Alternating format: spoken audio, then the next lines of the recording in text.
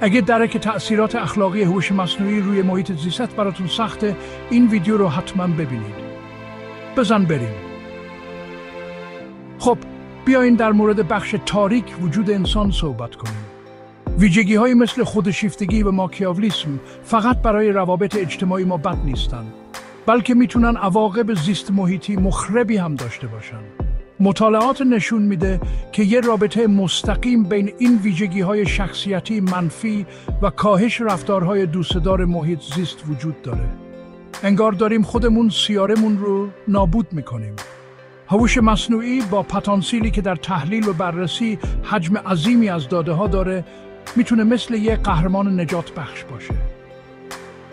البته سیستم‌های هوش مصنوعی طوری طراحی شدن که پاسخ‌های متعادل و مبتنی بر شواهد ارائه بدن. و بله، این گاهی اوقات به این معنی که نظرات افراطی رو برای حفظ استانداردهای اخلاقی محدود کنن. تغییرات اقلیمی واقعیه و داره ویرانی به بار میاره.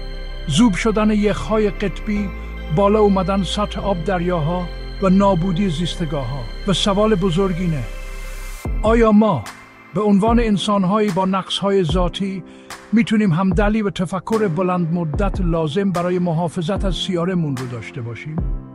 متخصصان محیط زیست و اخلاق معتقدند که میتونیم، اما فقط با آموزش، تغییر ارزش‌ها و سیاست‌های بین المللی. این ما خالقان و مدیران این فناوری هستیم که باید از نظر اخلاقی و فرهنگی هم تکامل پیدا کنیم. ما باید همدلی رو ترویج بدیم، ارزش‌های اخلاقی رو در خودمون پرورش بدیم و مسئولیت جمعی رو در قبال محیط زیستمون بپذیریم.